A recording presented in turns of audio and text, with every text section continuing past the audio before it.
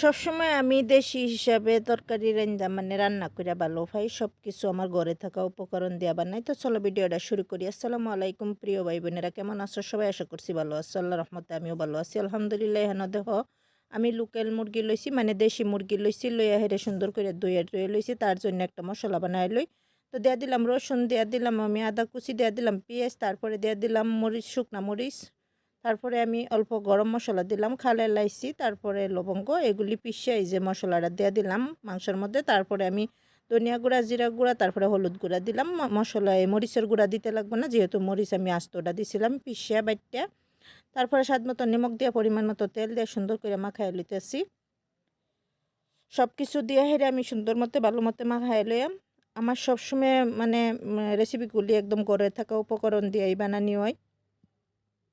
তারপরে এই মিক্সি জারটা একটু দইয়া পানি দিয়ে দিলাম, দিয়ে হেরে আবার অনেক সময় মাহাই লইলাম। তারপরে অল্প পেঁয়াজ কুচানো দেওয়া দিলাম, দিয়ে হেরে সুন্দর করে মিক্স করে আমি এখন গ্যাসের উপরে দেওয়া দিলাম, দিয়ে অনেক সময় একটু জাল করে লইলাম। তারপরে এই যে দেখো সুন্দর করে কষানি হইতেছে।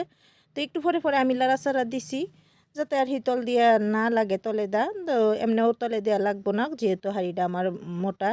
তো ওই যে সুন্দর করে আমার একবার কষানি হয়ে পড়ছে। আমি টোটাল 2বার কষাইছিলাম অল্প অল্প পানি দিয়ে, যেহেতু এটা লোকাল মুরগি, দেশি মুরগি, তো একটু ডাট থাকে তাই। তো এখানে একটু হুরুস্তুল হইতেছে, গাড়ি মোটর যাইতেছে, ইগনোর করবা সবাই প্লিজ। এই যে দেখো আমি সুন্দর করে কষাই লইলাম, তারপরে আর একটু পানি দিয়ে কষাই লইলাম। তো দুয়ার লাগিয়ে মানে দেখা যায় না, ভাবটার লাগিয়ে আর দেখা যাইতেছে না।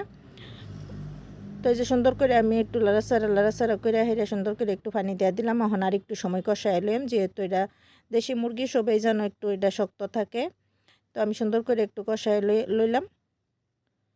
তো আমার সবসময় রেসিপিগুলি একদম সাধারণ সিম্পল হয়, এটা তোমরা সবসময় দেখো। এই যে দেখো আমার মাংসগুলা সুন্দর মতো কষানো হয়ে পড়ছে। তারপরে আমি দিয়ে দিলাম ফাইনাল পানিটা, যেহেতু দেশি মুরগি একটু ঝুল খাইলেও ভালো লাগে। দেশি মুরগির ঝুল খাইলেও স্বাদ লাগে, আর খাইলে ভালো এমনিও। তো আমি পানি দিয়ে হেরে সুন্দর করে এই যে রান্নাটা করে লইতেছি। প্রায় আমার রান্নাটা শেষের দিকে। এখন দিয়ে দিলাম গরম মশলার পাউডার। তারপরে আরেকটু সময় রান্না করে আমি নামাইলাম। আমার তরকারিটা এই ফুটছে পড়াই, ভাপের লেগে দেখা যাইতেছে না। তো কি করবা, ক্যামেরার মধ্যে ভাপ লেগে পরে, কি কয় মোবাইলের মধ্যে ভাপ লেগে পরে দেখো তরকারির কালারটা কত সুন্দর আইছে। তো আমি একটু নামাই এত করে এই যে দেখাই দিলাম, কত সুন্দর কালার আইছে তরকারিটার। দেশি মুরগির ঝুল কত সুন্দর আইছে লুকটা, খুব সুন্দর একটা তরকারি হয়েছে। আর এইভাবে বাটা মশলা দিয়া খাইলে খুবই দারুণ লাগে দেশি মুরগি। এই যে দেখো আমি একটু দেখাই দিতেছি, খুব সুন্দর হয়েছিল তরকারিটা। তো আমি অল্প ভাত লইলাম, তারপরে একটু তরকারি লইতেছি। তো সুন্দর করে একটা কাঁচামরিচ দিয়ে মাংসের তরকারিটা লইলাম, ভাত লইলাম। এখন খাওয়া দাওয়া করব। তো কিরম লাগলো ভিডিওটা? যদি ভালো লাগছে like, share, comment and subscribe করবো। আমার সঙ্গে থাকবা, পাশে থাকবা, আর আমার মানে একটু ভালোবাসা দিবা। আজকের জন্য আল্লাহ হাফেজ, সুস্থ থাও, ভালো থাও। কিরম হইলো তরকারিটা জানাইবা।